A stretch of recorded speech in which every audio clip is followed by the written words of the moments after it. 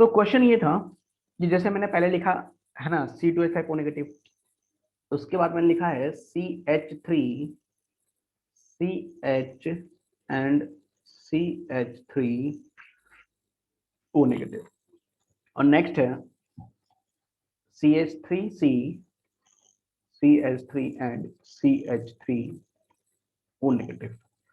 अब देखो इसमें बेसिसिटी और न्यूक्लियोफिलिसिटी की बात करनी है, ठीक है। तो सबसे पहले बात करते हैं, है ना, न्यूक्लियोफिलिसिटी। सबसे पहले बात करते हैं न्यूक्लियोफिलिसिटी की। देखो न्यूक्लियोफिलिसिटी का मतलब क्या है कि जैसे मान लो कि ये तो नेगेटिवली चार्ज मॉलिक्यूल्स हैं, तो इसके ऊपर किसी ए पॉजिटिव का अटैक करना है, और कंपैरिजन किससे करना है, ए पॉजिटिव का। मैं मान लो ए पॉजिटिव की जगह, ए पॉजिटिव की जगह मैं मान लेता हूँ Cl पॉजिटिव, और दूसरा है ना बेसिसिटी का कंपैरिजन करना है, तो वो तो फिक्स है H प्लस आयन। अब यार H प्लस आयन का मतलब क्या है यार, H प्लस आयन का मतलब प्रोटोन ही तो होता है भाई, हाइड्रोजन होता है, हाइड्रोजन से एक इलेक्ट्रॉन निकाल दोगे तो प्रोटोन ही तो रह गया वो। तो ये हाँ। प्रोटोन है, ये सुनो। Yes sir. और ये एक है ना कैटायंस है। तो नो डाउट जो प्रोटोन होता है ना उसका साइज बहुत छोटा होता है। अब प्रोटोन का साइज इतना छोटा होता है, इतना छोटा होता है कि अगर मैंने यहाँ सी एच एच एच, यहाँ सी, यहाँ सी एच एच और यहाँ एच रखा, और यहाँ पर भी सी एच एच और ये एच रखा, ठीक है। इधर से ये साइज है, इधर से ये साइज है, इधर से भी साइज है, तो ये तो स्टेरिकली क्राउडेड है। यहाँ ओ नेगेटिव था, तो H प्लस आयन का साइज बहुत छोटा है, H प्लस आयन का साइज छोटा है, तो ये छोटे साइज होने की वजह से आसानी से लोन पेयर पे अटैक कर लेता है। लेकिन अगर तुम मान लो Cl पॉजिटिव लेके आते हो, मान लो इस H प्लस आयन की जगह, हमारे पास इस H प्लस आयन की जगह मान लो कि मेरे पास क्या रखा हुआ है, Cl पॉजिटिव। क्लोराइड। तो Cl पॉजिटिव का साइज जो है ना बड़ा है भाई, तो वो इस ग्रुप से क्या मिलेगा इसको, रिपल्सन। तो अगर स्टेरिकली क्राउडेड है ओ नेगेटिव, तो फिर न्यूक्लियोफिलिसिटी अच्छी नहीं हो पाएगी। क्यों? क्योंकि वो इसको क्या देगा, रिपल्सन देगा, रिपेल करेगा। रिपेल कर देगा। तो वो यहाँ अटैक करने की बजाय, यहाँ अटैक करने की बजाय कहाँ अटैक करना पसंद करेगा, इसके ऊपर। जैसे जैसे साइज बढ़ता जाएगा, है ना, अटैकिंग रीजन सेम, देखो यहाँ भी ओ नेगेटिव है, यहाँ भी ओ नेगेटिव है, यहाँ भी ओ नेगेटिव है, अटैकिंग रीजन सेम है। तो न्यूक्लियोफाइल जो होता है ना, वो साइज के इनवर्सली प्रोपोर्शनल हो जाएगा। तो जो न्यूक्लियोफिलिसिटी का ऑर्डर होगा वो ये हो जाएगा। और H प्लस आयन साइज से इंडिपेंडेंट है, छोटा साइज उसका। तो CH3 का प्लस आई तो नेगेटिव चार्ज ज्यादा अनस्टेबल होगा किसके ऊपर, ऑक्सीजन के ऊपर। तो बेसिसिटी का ऑर्डर जो होगा वो क्या हो जाएगा, उल्टा हो जाएगा। क्या मेरी बात सुन रही है? हाँ बोलो। सर। हाँ जो न्यूक्लियोफिलिसिटी है सेम अटैकिंग रीजन के लिए इनवर्सली प्रोपोर्शनल साइज होता है, जबकि बेसिक स्ट्रेंथ साइज के ऊपर इंडिपेंडेंट होती है, क्योंकि H प्लस का साइज बड़ा होता ही नहीं है। ये सुनो, तो हम इसको यस। ऐसे लिखें, देखो ध्यान से।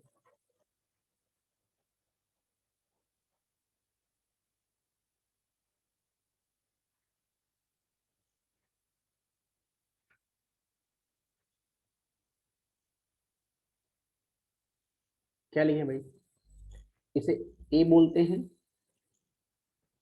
इसे बी बोल देते हैं, और इसे सी बोल देते हैं। तो हम कह सकते हैं nucleophilicity order,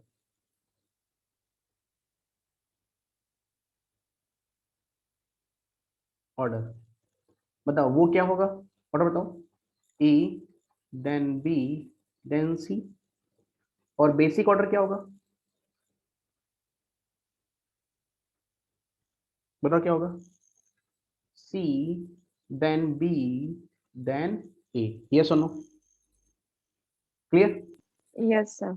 next point, point number 6। अब देखो पॉइंट नंबर जो 6 है वो क्या है कि जनरली जो न्यूक्लियोफिलिसिटी होती है ना, वो नेगेटिव चार्ज की ज्यादा होती है, किसके रेस्पेक्ट में, न्यूट्रल मॉलिक्यूल्स के रेस्पेक्ट में। तो nucleophilicity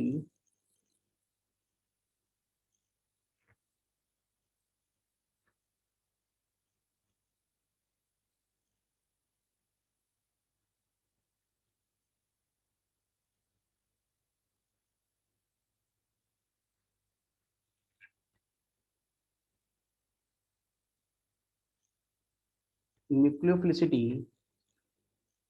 of negative charge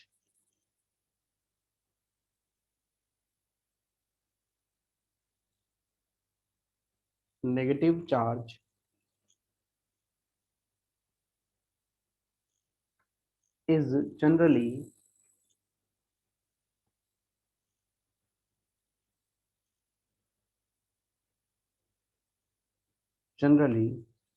greater than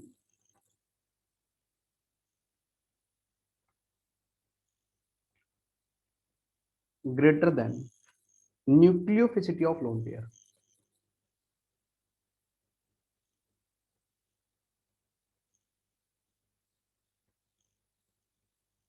Nucleophilicity of lone pair, ठीक है ना। मतलब लोन पेयर की जो न्यूक्लियोफिलिटी होती है, क्योंकि न्यूट्रल मॉलिक्यूल्स है और एक नेगेटिव भी चार्ज है, तो नेगेटिव चार्ज की न्यूक्लियोफिलिटी हमेशा लोन पेयर वाले से क्या होगी, ज्यादा होगी। फॉर एग्जांपल जैसे हम लिखें NH2 नेगेटिव और यहाँ लिखा NH3, ठीक है ना, तो इसकी न्यूक्लियोफिलिटी ज्यादा होगी। B, OH negative charge is more nucleophile as compare to H2O। लेकिन एक बात ध्यान रखिएगा, अगर नेगेटिव चार्ज रेजोनेंस स्टेबलाइज्ड है, अगर नेगेटिव चार्ज रेजोनेंस स्टेबलाइज्ड है तो उसकी न्यूक्लियोफिलिटी डिक्रीज कर जाएगी। तो मैं लिख देते हैं, if point number 7, if lone pair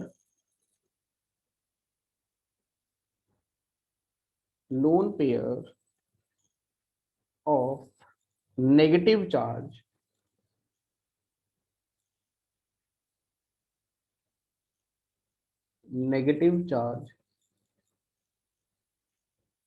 is resonance stabilized,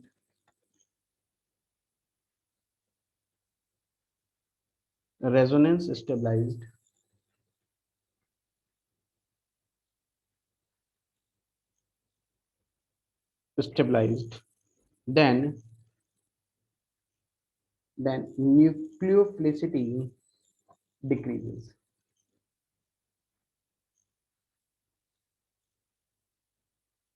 ठीक है, फॉर एग्जांपल जैसे मान लो मैंने लिखा यहाँ OH नेगेटिव आयन और यहाँ लिख दिया CH3 C double bond O negative charge, तो इसके पास क्या रखा हुआ है, रेजोनेंस, तो इसका ये नेगेटिव चार्ज डिस्पर्स हो गया, तो OH is more nucleophile as compared to what, acetate ion।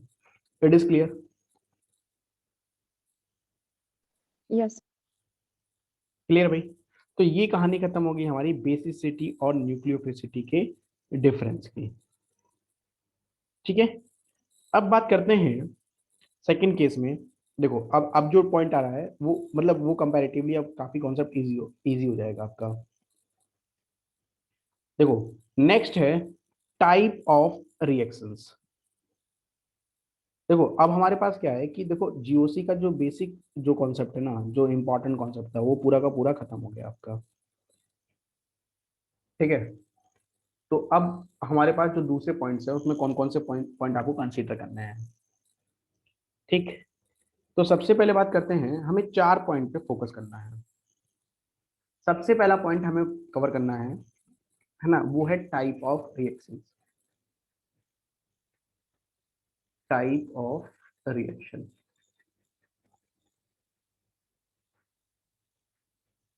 ठीक है। टाइप ऑफ रिएक्शंस में अगर हम बात करें तो हमारे पास टोटल 4 टाइप की रिएक्शंस हैं। ठीक है, पहली है एडिशन रिएक्शंस, दूसरी है सब्स्टिट्यूशन रिएक्शंस, तीसरी है एलिमिनेशन रिएक्शंस और चौथी है रीअरेंजमेंट रिएक्शंस।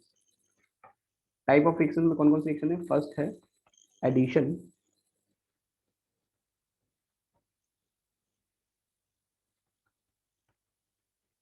रिएक्शंस, सेकंड है सब्स्टिट्यूशन,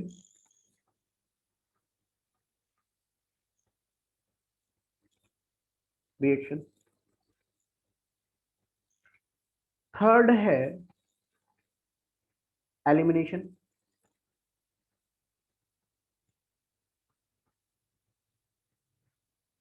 रिएक्शन।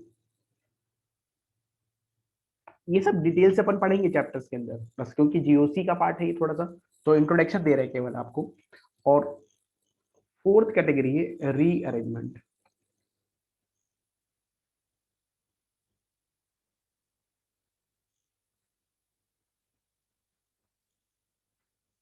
Rearrangement reaction. तो आपको एक एक करके थोड़ा बताते हैं कि कौन सी रिएक्शंस है ना, कहाँ कहाँ पढ़ने को मिल सकती है। जैसे एडिशन रिएक्शंस है, तो एडिशन का एक पार्ट 11th क्लास में है, बाकी पार्ट 12th क्लास में है। सब्स्टिट्यूशन का एक पार्ट 11th क्लास में, बाकी सारा पार्ट 12th क्लास में है। एलिमिनेशन 12th में है और रीअरेंजमेंट भी 12th में है, ऐसा समझिए आप। तो सबसे पहले बात करते हैं addition reactions.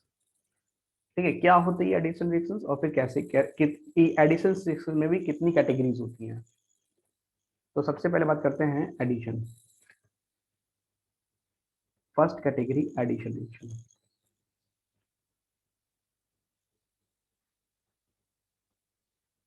Addition reaction,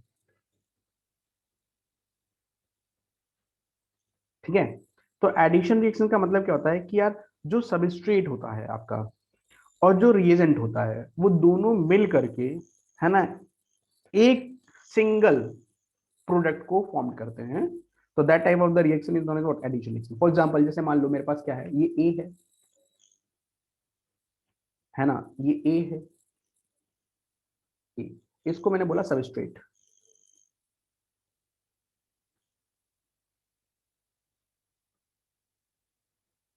substrate, और इसकी रिएक्शन करा दिया मैंने बी से।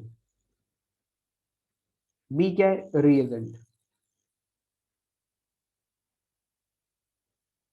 रिएजेंट, तो ए से बी ने रिएक्शन किया और क्या बन गया, ए बी बन गया। ये ए बी क्या है, एक साथ लिखा गया है, ये प्रोडक्ट है। तो एक प्रोडक्ट मिला, रे सबस्ट्रेट था, रिएजेंट था, सबस्ट्रेट रिएजेंट से जुड़ा और ए बी फॉर्म हुआ, that means it is a what, product. और that product is known as what, addition. Addition product. It is clear, ठीक है। तो हम यहां लिख लेते हैं कि substrate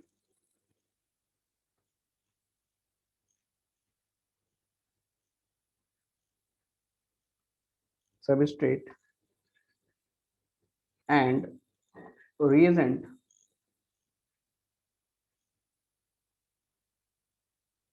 reagent will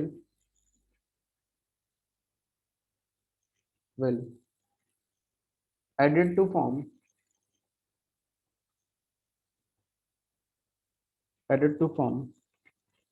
a product, a product is known as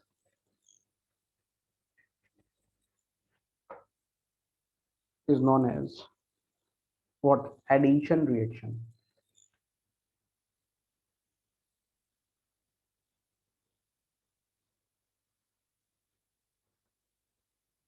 addition reaction,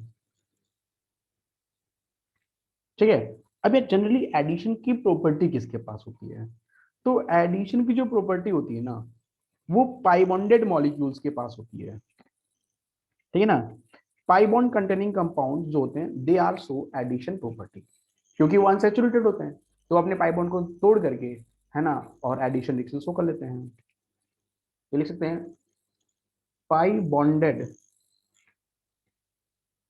या pi bond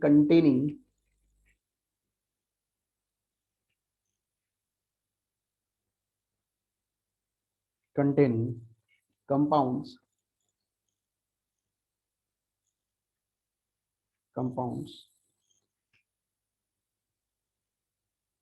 so addition reactions।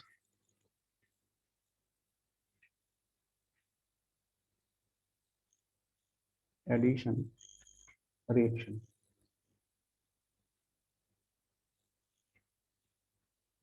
ठीक है। अब बात आती है कि कौन से कंपाउंड एडिशन शो करते हैं। देखो एडिशन की अगर कैटेगरीज की बात करोगे तो एडिशन की 3 कैटेगरीज होती हैं, ठीक है ना। सबसे पहला होता है, ध्यान से समझिएगा, type of addition reaction.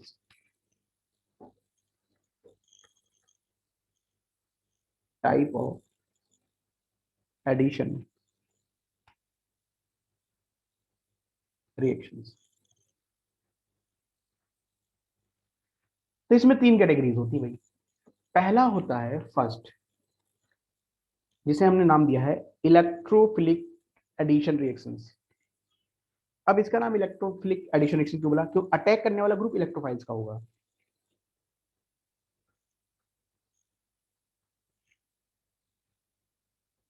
Electrophilic addition reaction. तो अभी थोड़ी देर पहले मैंने आपको कहा था कि जितने भी पाई बॉन्डेड मॉलिक्यूल्स होते हैं वो न्यूक्लियोफाइल्स होते हैं। फॉर एग्जांपल मैंने लिखा CH3 CH double bond CH2। अब इसके ऊपर HCl का अटैक कराना है, तो पहला अटैक जो करेगा ना वो H प्लस आयन का होगा। बाद में Cl नेगेटिव आयन अटैक कर देगा, लेकिन पहला अटैक H प्लस आयन का होगा, क्योंकि ये खुद जो पाई बॉन्डेड मॉलिक्यूल्स होते हैं वो न्यूक्लियोफाइल होता है। मैंने लिखाया था ऊपर। तो पहला अटैक H प्लस आयन का होगा, तो नाम किसका जाएगा? H प्लस आयन का, इसलिए इसका नाम क्या रहेगा? Electrophilic addition reactions. आंसर क्या आएगा इसके अंदर? Electrophilic addition. CH3CH, यहाँ आ जाएगा Cl और यहाँ लग जाएगा CH3। It is called electrophilic addition reaction. अगर इलेक्ट्रोफाइल पहले अटैक करता है और एडिशन प्रोडक्ट फॉर्म होता है, ये सबस्ट्रेट ये रिएजेंट, और आंसर आ गया सिंगल। और पहला अटैक इलेक्ट्रोफाइल ने किया, इसलिए इसका नाम रखा गया इलेक्ट्रोफिलिक एडिशन रिएक्शन। दूसरा, अगर पहला अटैक न्यूक्लियोफाइल करता है तो न्यूक्लियोफिलिक एडिशन रिएक्शन।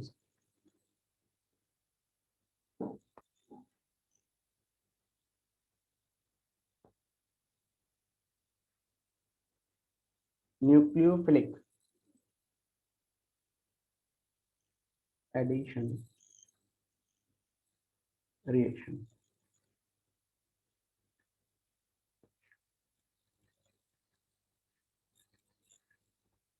तो जैसे मान लो यहाँ पर ये C डबल बॉन्ड है, देखो यहाँ भी पाई बॉन्ड है, लेकिन पहला अटैक जो होगा ना वो कौन करेगा?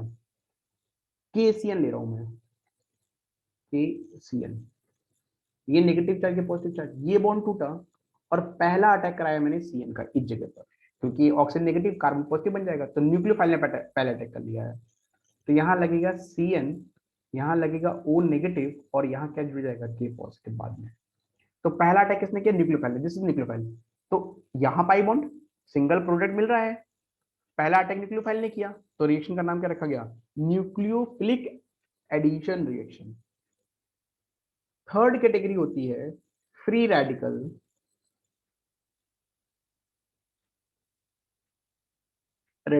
एडिशन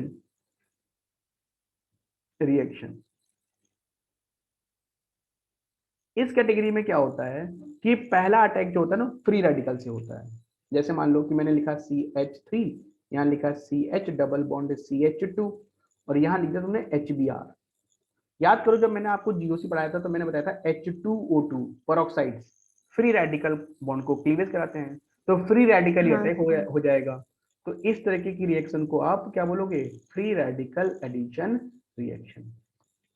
ठीक है, यहाँ पर भी सबस्ट्रेट है, रिएजेंट है और सिंगल प्रोडक्ट है। तो इस तरीके से है ना, हमारे पास एडिशनल रिएक्शंस की तीन कैटेगरी होगी पढ़ने के लिए। अब बात करते हैं है ना सब्स्टिट्यूशन रिएक्शंस की। Next heading.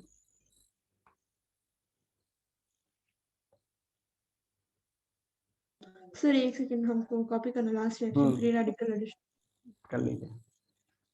ये एंटी मार्कोनिकॉफ प्रोडक्ट भी बोलते हैं इसको, हाइड्रोकार्बन में पढ़ेंगे तो बताया जाएगा मार्कोनिकॉफ एंटी मार्कोनिकॉफ क्या होते हैं।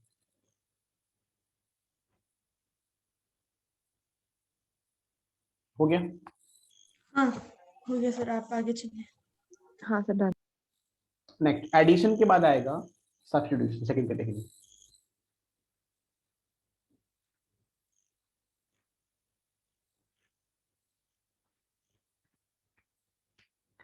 नेक्स्ट है substitution reactions.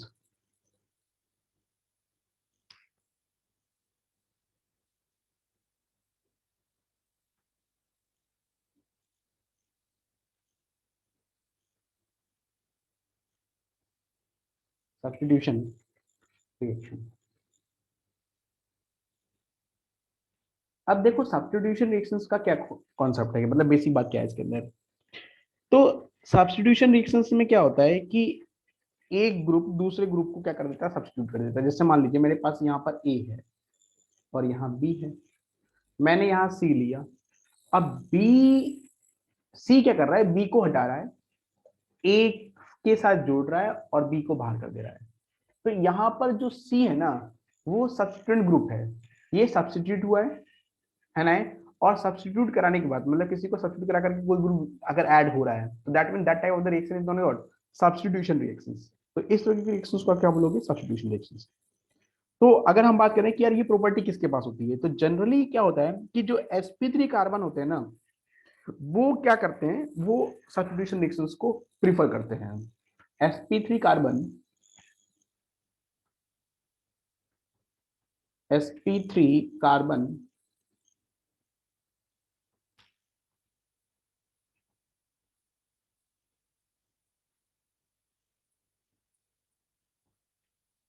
sp3 carbon atom,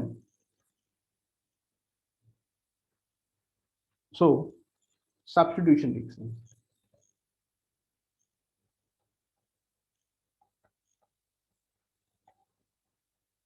अभी समझा रहा हूं कैसे। अब कैटेगरी तो इसमें भी है, इसमें भी 3 कैटेगरी होती है। तो जो पहली कैटेगरी है मेरे पास में, वो है nucleophilic substitution reaction.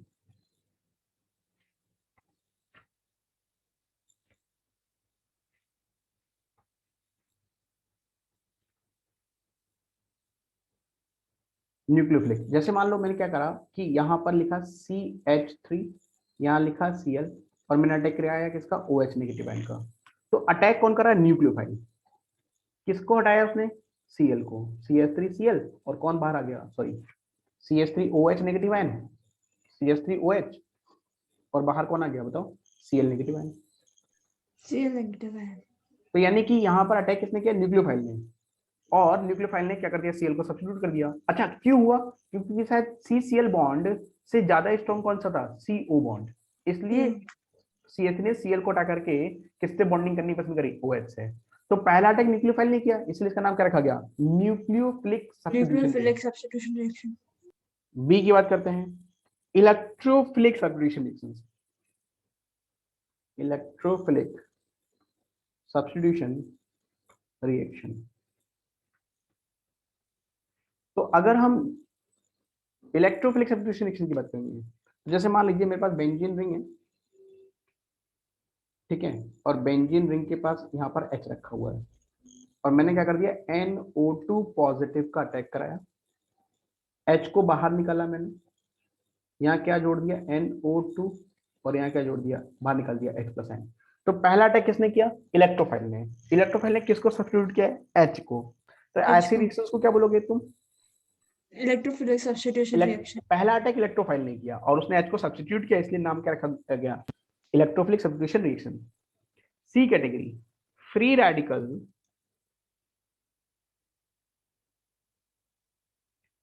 Substitution reaction.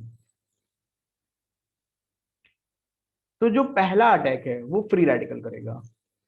For example जैसे आप ई रिएक्शन आपने पढ़ रखी होगी, CH4 की रिएक्शन किससे करा दो, Cl फ्री रेडिकल से, तो क्या बना देगा वो, CH3Cl plus H free radical. तो फ्री रेडिकल अटैक कर रहा है, तो फ्री रेडिकल सब्स्टिट्यूशन रिएक्शन, उसने उसी ने क्या कर दिया, सब्स्टिट्यूट कर दिया। It is clear. तो ये कहानी हो गई तुम्हारी हाँ। फ्री रेडिकल सब्स्टिट्यूशन रिएक्शंस की। अब बात आती है थर्ड कैटेगरी, जिसे हम बोलते हैं एलिमिनेशन रिएक्शंस। ठीक, नेक्स्ट हेडिंग एलिमिनेशन।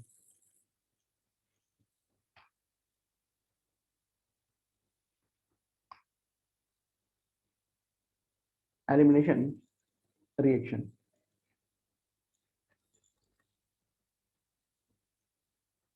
देखो एलिमिनेशन रिएक्शंस का मतलब क्या होता है कि अगर आप किसी भी दो एटम या दो ग्रुप को रिएक्टेंट में से रिमूव कर दो, और रिमूव करने के बाद आप अनसैचुरेटेड हाइड्रोकार्बन को फॉर्म कर लो, एल्कीन या एल्काइंस, तो ऐसी रिएक्शंस को तुम लोग क्या बोलना शुरू कर दोगे, एलिमिनेशन रिएक्शंस। तो हम लिख सकते हैं removal of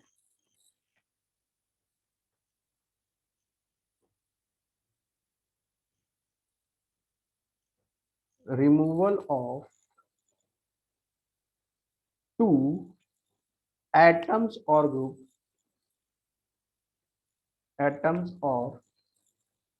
group to form alkene or alkyne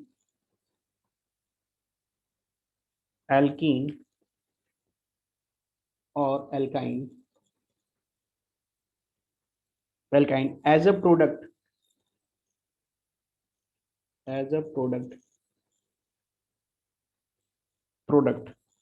is known as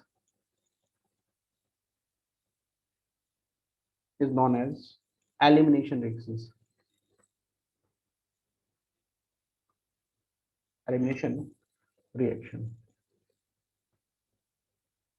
ठीक है ना, कि आप एलिमिनेट कर रहे हो भाई साहब उसमें से, ठीक है ना, एटम या ग्रुप को। फॉर एग्जांपल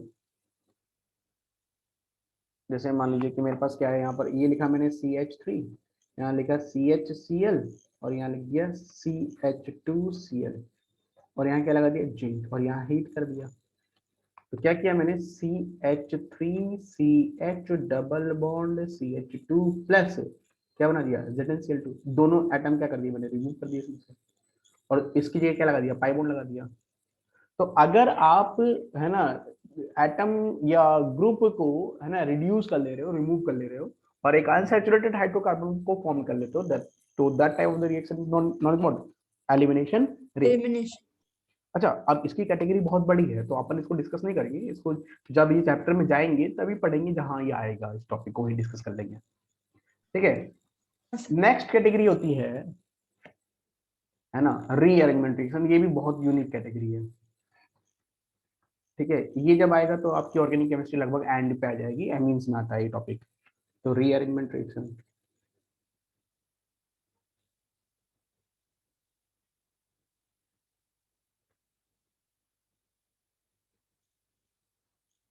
रीअरेंजमेंट रिएक्शंस, ये फोर्थ कैटेगरी है ना।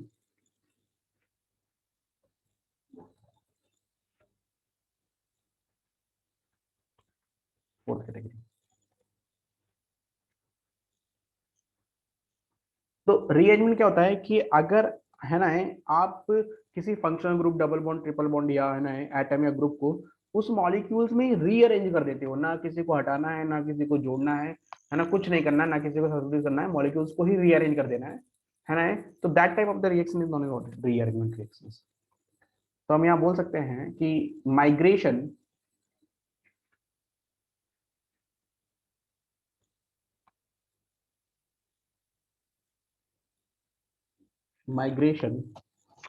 Of functional group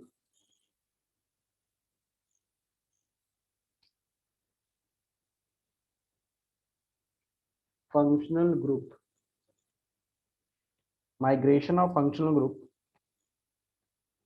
double bond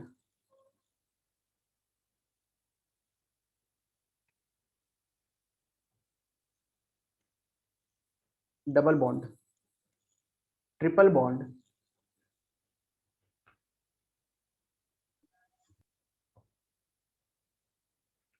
bond atom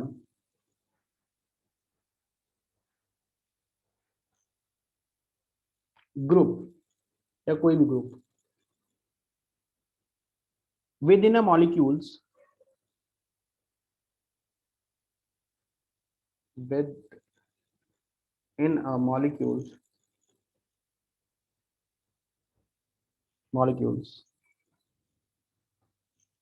is known as a rearrangement reaction.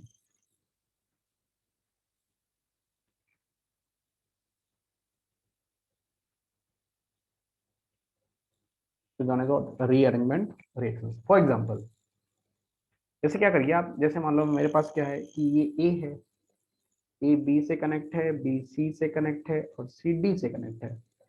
अब मैंने क्या करा दिया कि इसको रीअरेंज करा दिया।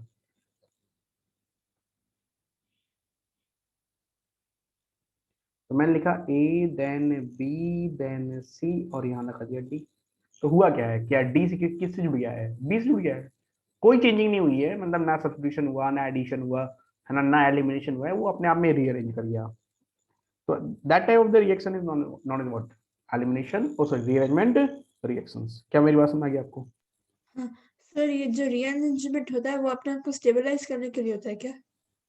हाँ बिल्कुल, वो आप वो कई फैक्टर्स काम कर सकते हैं कि ना, आप स्टेबलाइज करा रहे हैं या कैटलिस्ट की वजह से वो अपने आप को रीअरेंज कर पाया है। ऑब्वियसली रिएक्शन, कोई भी रिएक्शन अगर फॉरवर्ड जा रही है तो कहीं ना कहीं वो स्टेबिलिटी को जरूर कंसीडर करती है। लेकिन कभी कभी क्या होता है कि ना, हम लोग टेम्परेचर के ऊपर बेस्ड भी रिएक्शन को करा लेते हैं, रिएक्शंस नहीं जानना चाहते थे, हमने टेम्परेचर दे दिया। तो ऐसा नहीं है कि केवल एक ही पॉइंट कंसीडर करोगे, कैटलिस्ट हो गया, टेम्परेचर वगैरह हो गया, हाई प्रेशर हो गया, ये सभी फैक्टर्स है ना रिएक्शन को फॉरवर्ड एक्शन में ले जा सकते हैं, और उस केस में भी रीअरेंजमेंट पॉसिबल हो सकता है। ठीक है, हाँ सर, समझ आ गया। ओके। हाँ सर। अब ये जो चारों पॉइंट्स हैं उसके ऊपर अब हम एक क्वेश्चन फ्रेम कर लेते हैं, है ना, फिर उसके बाद आगे बढ़ते हैं। तो मैंने क्या किया कि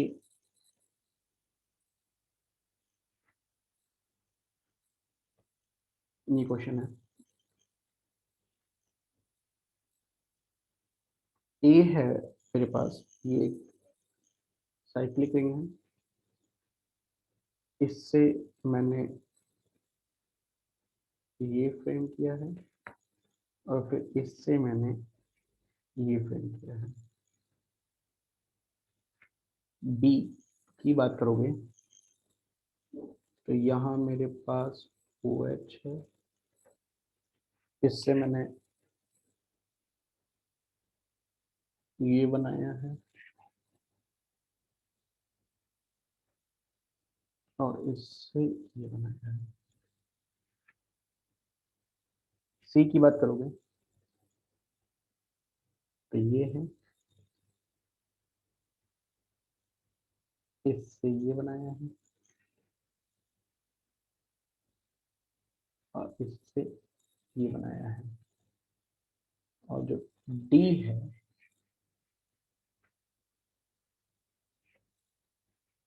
इसमें मेरे पास यहाँ पर OH है, यहाँ पर ये है और यहाँ से ये है। ठीक है ना, तो इस स्टेप्स में मैंने कौन सी रिएक्शंस यूज करी है वो आपको सर्च करना है। ठीक है ना, तो मैं कौन कौन सी रिएक्शन यूज कर रहा हूँ, तो ये 1 है सब्स्टिट्यूशन,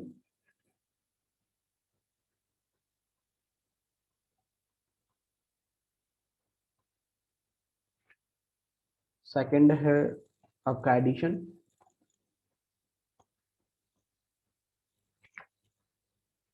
थर्ड है एलिमिनेशन,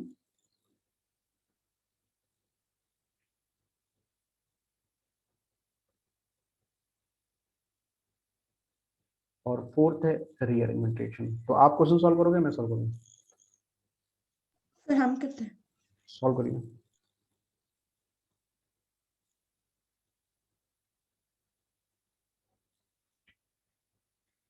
ठीक है, जैसे पहले वाले क्वेश्चन को अगर हम बात कर लेते हैं, एक बार मैं सॉल्व कर देता हूँ पहला क्वेश्चन।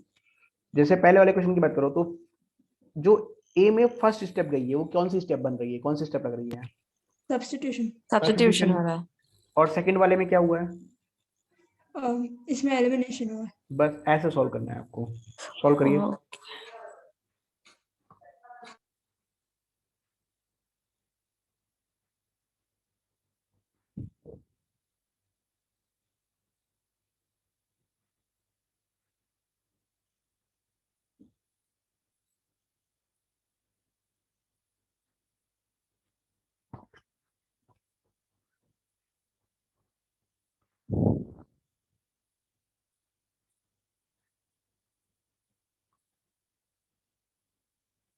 हो गया? हाँ सर, हो गया। देखिए, तो नेक्स्ट वाली कंडीशन की बात करोगे तो यहाँ पर सबसे पहले क्या हुआ है? यहाँ पे फर्स्ट एलिमिनेशन हुआ है एलिमिनेशन हुआ है, एलिमिनेशन हो रहा है। और उसके फिर बाद एडिशन एडिशन हो हुआ, रहा है। एडिशन हुआ है। दूसरे वाले में रीअरेंजमेंट हुआ है पहले, रीअरेंजमेंट, उसके बाद एडिशन। एडिशन। एडिशन। उसके बाद वाले में क्या हुआ है? सब्स्टिट्यूशन, सब्स्टिट्यूशन, सब्स्टिट्यूशन, देन इसमें एडिशन, एडिशन हुआ है। एडिशन हुआ है, बस खत्म बात। तो आपको एक जनरल नॉलेज दिया है कि मतलब क्या जनरली क्या क्या कहानी हो सकती है, एडिशन की क्या कैटेगरी होती है, सब्स्टिट्यूशन, एलिमिनेशन एंड रिएरेंजमेंट की कैटेगरी क्या होती है। तो एक तो ये थोड़ा सा आपको ध्यान समझना है।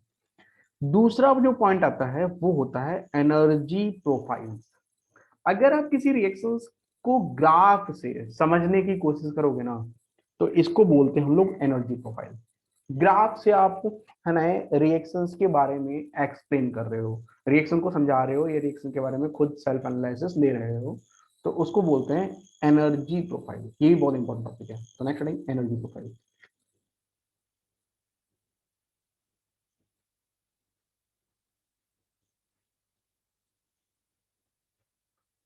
Energy profile,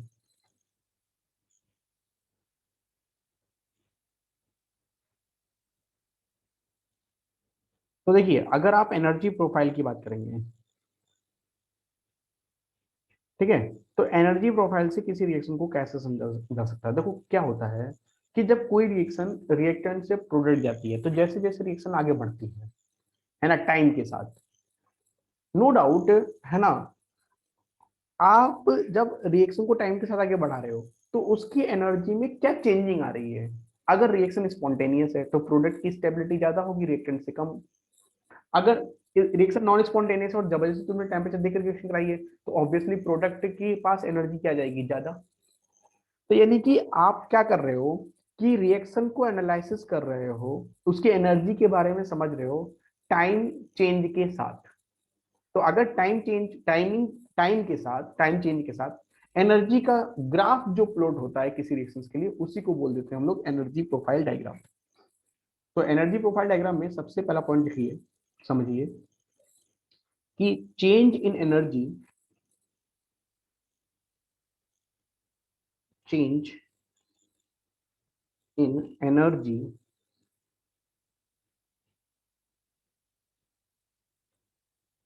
change in energy with respect to time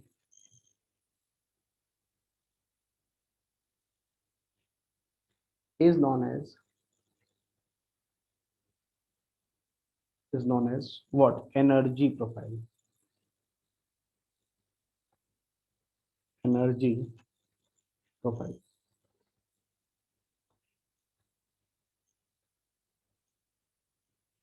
change in energy with respect to time is known as what, energy profile. जैसे समझिएगा आपको, मैं आपको एक सिंपल सी रिएक्शन दिखाता हूँ, ग्राफ में दिखाता हूँ।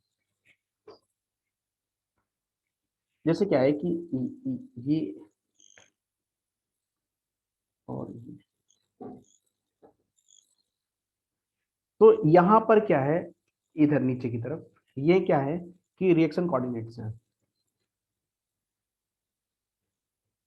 रिएक्शन कोऑर्डिनेट,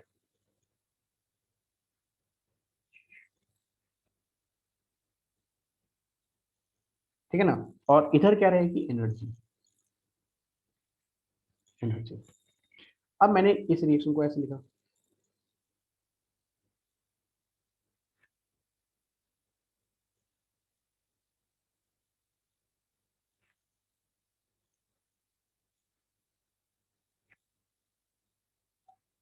ये ऐसे लिखा, ये ग्राफ बनाया मैंने। तो इस पॉइंट पे ये ए है और इस पॉइंट पे ये क्या रखा हुआ है, बी। तो अगर आप देखोगे ना तो बी नीचे है, ग्राफ में बहुत नीचे है।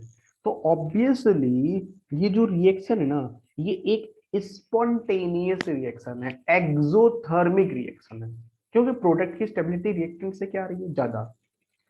तो ये ए है, मैंने इसको बोला ये पॉइंट बी है, मैंने इसको बोला ये पॉइंट सी है, मैंने इसको बोला ये पॉइंट डी है, और एक काम कर लेते हैं, इसको बोल देते हैं पॉइंट ई। ये पॉइंट ई है मेरा, इसको ई बोल देते हैं, ठीक है ना। तो समझिए ध्यान से। अब इस ग्राफ को देखिए, तो इस ग्राफ में रिएक्शन जब चली है, तो जब रिएक्शन चलना शुरू करी है, तो एक बार तो रिएक्शन यहां से स्टार्ट हुई, यहां से स्टार्ट हुई जगह से, और यहां पर आकर के रुक गई, ठीक है ना। फिर यहां से स्टार्ट हुई और यहां जाकर के रुक गई।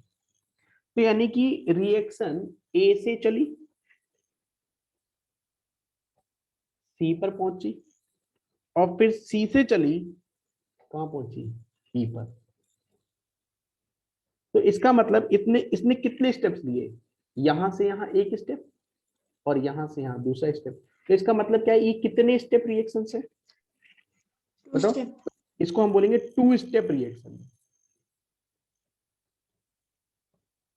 टू स्टेप रिएक्शन है, ठीक है ना। ये जो बी है और ये जो डी है, ये सबसे ज्यादा एनर्जी वाले केसेस हैं। इनको बोलते हैं ट्रांजिशन स्टेट। क्या बोलते हैं इनको हम, ट्रांजिशन स्टेट। किसको बोला है, बी एंड डी। क्या है भाई B and D, transition state, जिनके पास सबसे ज्यादा एनर्जी होती है।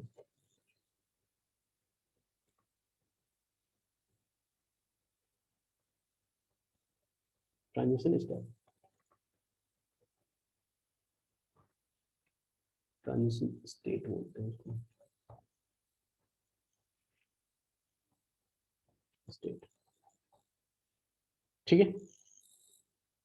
दूसरा, ये जो सी है ना, सी बेसिकली ये है आपका इंटरमीडिएट, क्योंकि यहाँ रिएक्शन बहुत देर तक रुकी नहीं है, ना तो ये रिएक्टेंट है ना ये प्रोडक्ट है। तो इसको क्या बोलोगे आप, intermediate, intermediate,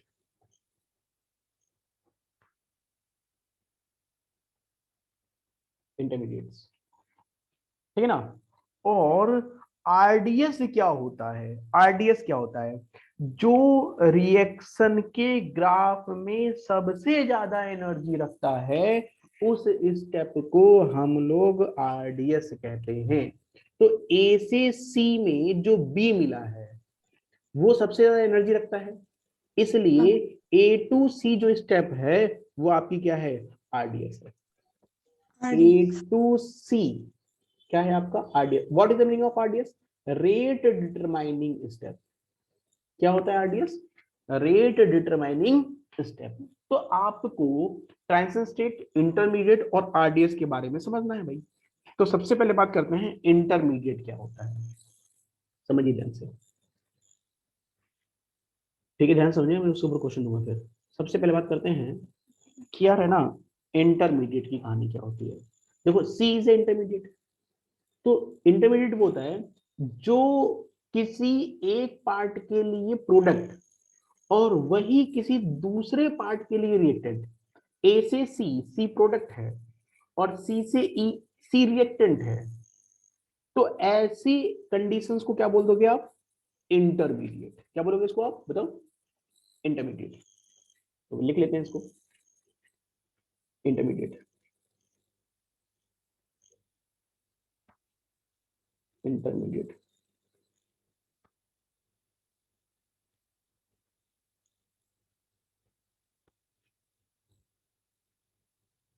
it is it is product for one step, for one step of a reaction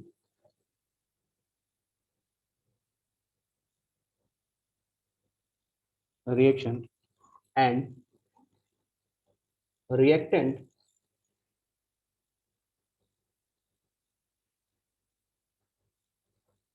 reactant for another step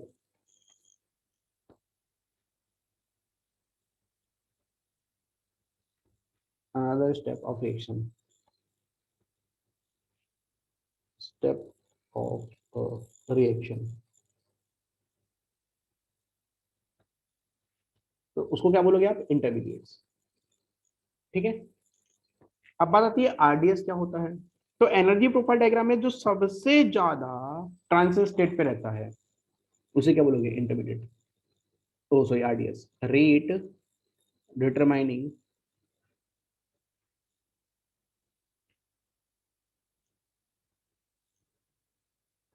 rate determining step. तो रेट डिटरमाइनिंग स्टेप का मतलब क्या है, the highest transition state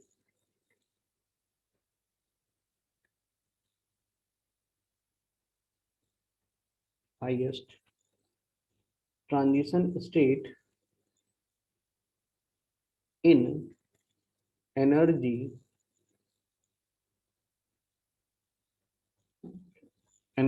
profile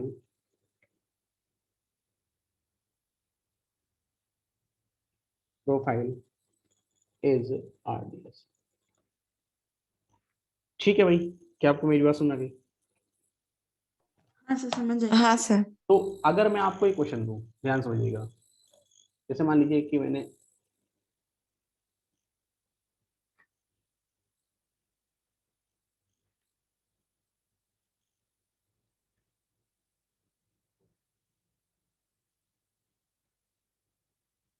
ये लिखा है, ये A है, B C D E F जी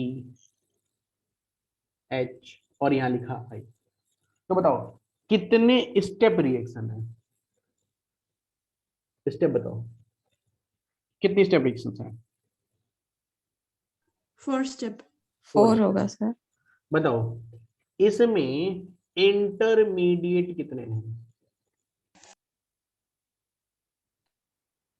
इंटरमीडिएट बताओ 3 इंटरमीडिएट्स। कौन कौन से? सी, बी बी नहीं, C, C E G C E E G sorry. और जी। बताओ ट्रांजिशन स्टेट कितने हैं? 2। 4, B sir B D F H। D अच्छा एफ सर। हाँ एच। बताओ आरडीएस कौन सा है? A to C। RDS A to C है। ठीक है, बताओ ये रिएक्शन एक्सोथर्मिक रिएक्शन है या एंडोथर्मिक रिएक्शन है? एक्सो। एक्सो होगा सर। ये एक्सोथर्मिक रिएक्शन है। क्यों? क्योंकि प्रोडक्ट की स्टेबिलिटी स्टेबिलिटी रिएक्टेंट से क्या आ रही है? स्पॉन्टेनियस रिएक्शन है। ज्यादा आ रही है। यस और नो? हाँ यस सर। ठीक है, that means it is a exothermic process. Exothermic process, exothermic reaction. क्या आपको ग्राफ समझ में आ गया? हाँ सर। ठीक है, हाँ सर समझ में। अब बात करते हैं नेक्स्ट पॉइंट की, और इसे हम लोग बोलते हैं इफेक्ट। मतलब अब इसे बोलते हैं सॉल्वेंट। मतलब अब सॉल्वेंट का रोल क्या होता है, ये सॉल्वेंट भी बहुत इंपॉर्टेंट टॉपिक है। तो next studying solvent. Next solvent.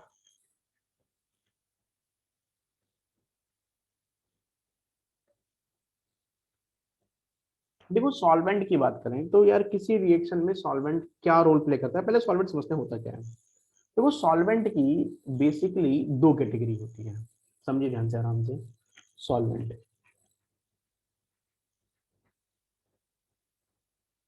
तो सॉल्वेंट जनरली 2 कैटेगरी के होते हैं। ठीक है, एक होते हैं non polar solvent, non polar solvent, ठीक है ना, और दूसरे होते हैं पोलर सॉल्वेंट।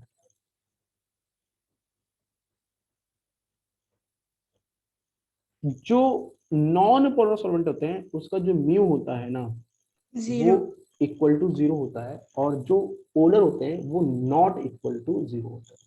ठीक है, सिंपल सी बात है। हाँ सर। अब इसमें क्या होता है कि कौन कौन आते हैं इसमें? एल्केन्स आते हैं, बेंजीन आती है, अल्कोहल। नहीं अल्कोहल पोलर में आते हैं, ठीक है, CCl4 आता है। यार अल्कोहल में तो डाइपोल आ जाएगा ना, हाँ हाँ पॉलरिटी आ मैं। जाएगी, हाँ ठीक है ना। और जो पोलर सॉल्वेंट होते हैं जिनका म्यू नॉट इक्वल टू 0 होता है, अब उसमें क्या है, 2 कैटेगरी होती है। उसमें 2 कैटेगरी होती है, अब समझिएगा ध्यान से। इसमें dipole mu not equal to 0 है, अब इसमें 2 कैटेगरी होती है।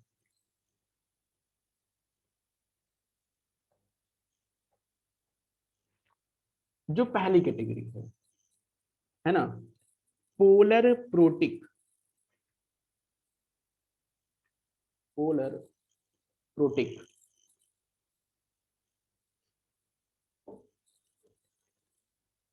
पोलर प्रोटिक, प्रोटिक सॉल्वेंट, इसे शॉर्ट फॉर्म में बोलते हैं पी पी एस सॉल्वेंट। और एक होता है polar aprotic solvent, polar aprotic solvent, इसे बोलते हैं P A P S, polar aprotic. देखो प्रोटिक का मतलब होता है प्रोटोन, और अप्रोटिक का मतलब होता है कि प्रोटोन नहीं है। अब यार प्रोटोन नहीं है प्रोटोन है क्या मतलब है? देखो एक्चुअल में क्या होता है कि प्रोटिक का मतलब होता है प्रोटोन, और प्रोटोन जो होता है मतलब होता है H प्लस आयन। तो जो H है ना, वो डायरेक्टली अटैच होना चाहिए हाईली इलेक्ट्रोनेगेटिव एलिमेंट से, तो प्रोटिक। और अगर वो हाईली इलेक्ट्रोनेगेटिव एलिमेंट से अटैच नहीं, तो उसे क्या बोलते हैं ना, अप्रोटिक सॉल्वेंट, ठीक है ना। तो यहां पर हम बोल सकते हैं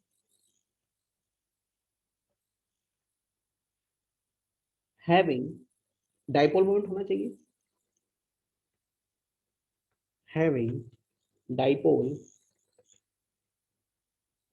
डाइपोल एंड हाइड्रोजन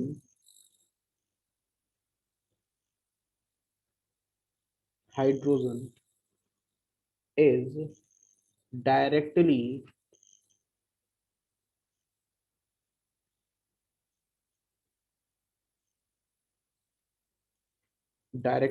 attached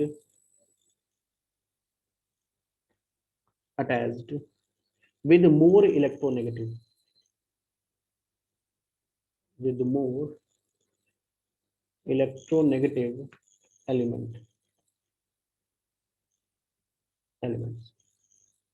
ठीक है, लाइक वाटर H से अटैच, HO से अटैच है, अल्कोहल HO से अटैच है, NH3 HN से अटैच है, HF HF से अटैच है, एसिटिक एसिड HO से अटैच है, एक्सेट्रा, ठीक है। डाइपोल भी है और हाईली इलेक्ट्रोनेगेटिव एलिमेंट से अटैच है, दैट मींस जो सॉल्वेंट में हाइड्रोजन बॉन्डिंग को फेवर कर सकते हैं। अप्रोटिक में होता है जिसमें hydrogen directly highly electronegative element से अटैच नहीं होगा, hydrogen hydrogen not directly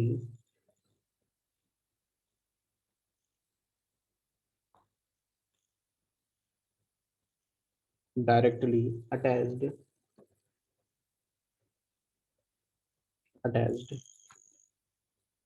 with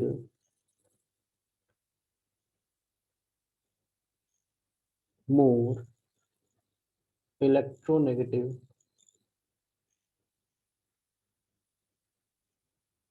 element, like अब इसमें याद करिएगा, for example ether, ROR,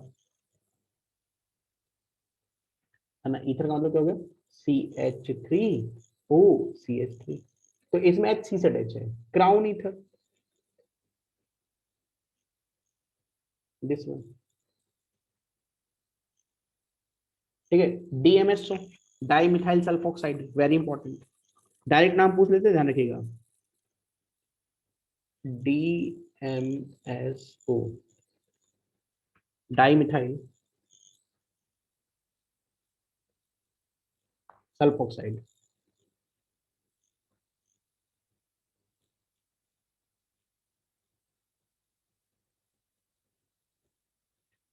like CH3S double bond O CH3, ये स्ट्रक्चर होता है इसका।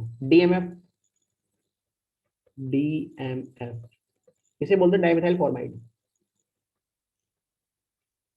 डाइमिथाइल फॉर्माइड,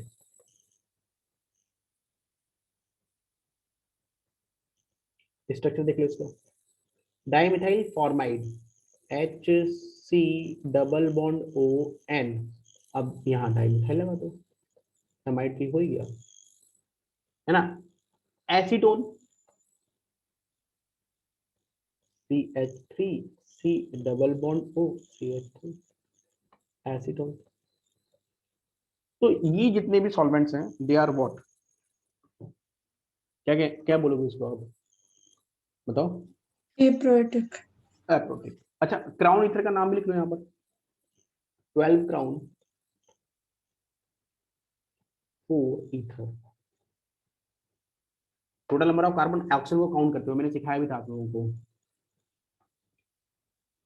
1 2 3 4 5 6 7 8 9 10 11 और 12 ऑक्सीजन को काउंट कर लेते हैं। तो कितना आ गया 12 क्राउन 4 ईथर। क्लियर है भाई, ये सुनो। हाँ अब बात ये आती है कि यार सर ये जो आपके सॉल्वेंट होते हैं ये कैसा इफेक्ट डालते हैं। एप्लीकेशन की बात करते हैं, इफेक्ट ऑफ सॉल्वेंट की बात करते हैं, ठीक है ना। तो next heading, effect of solvent.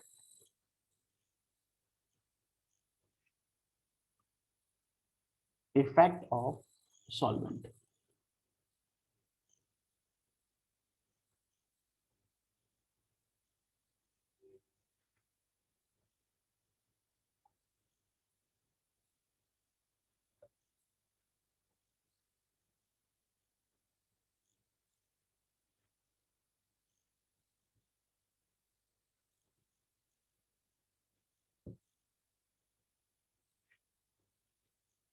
Effect of solvent.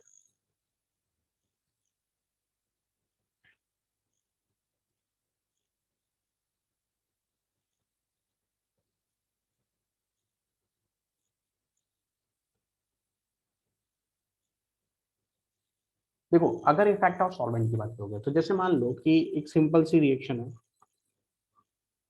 ठीक है। कोई एक रिएक्शन है मेरे पास में, लाइक R यहाँ लिखा है मैंने Cl, और यहाँ रिएक्शन कराई है मैंने OH नेगेटिव आयन से, और इस रिएक्शन को मैंने यूज किया है वाटर की प्रेजेंस में, और यही रिएक्शन मैंने फिर से OH नेगेटिव आयन से कराया है, लेकिन सॉल्वेंट यूज किया है मैंने क्राउन ईथर।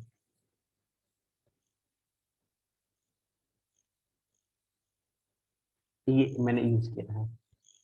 अब दोनों की रिएक्शन पे क्या फर्क पड़ने वाला है, देखो आंसर में एक जैसा ही है, दोनों आंसर एक जैसे आएंगे, लेकिन इफेक्ट ऑफ सॉल्वेंट देखना है। एक में वाटर है एक में ईथर है। वाटर कैसा सॉल्वेंट है, PPS।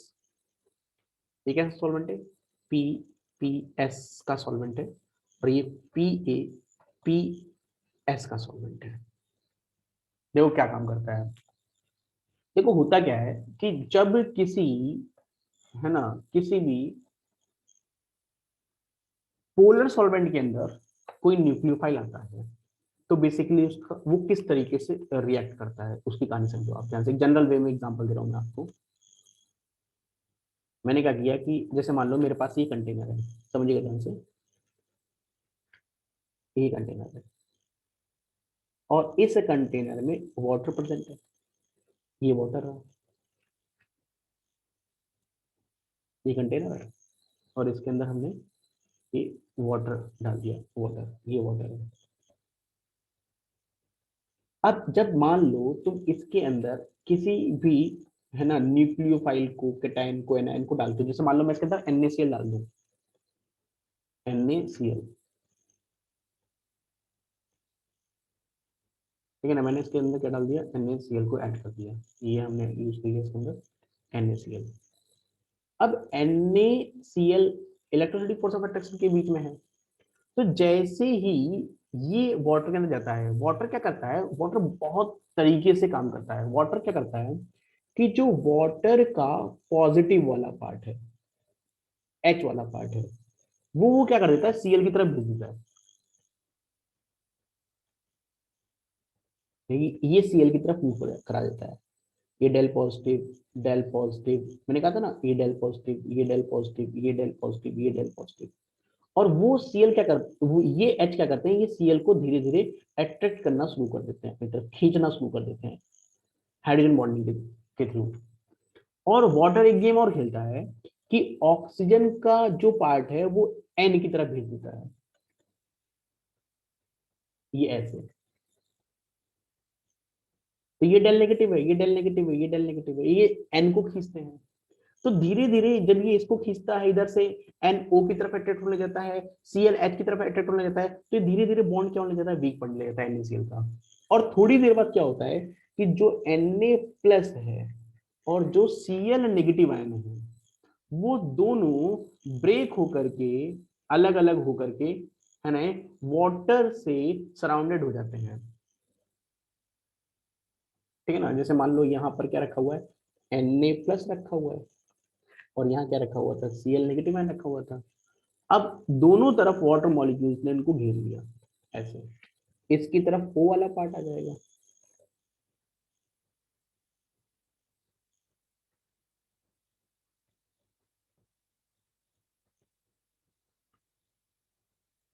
ये del negative del negative del negative del negative, और Cl की तरफ H वाला पार्ट आ जाएगा।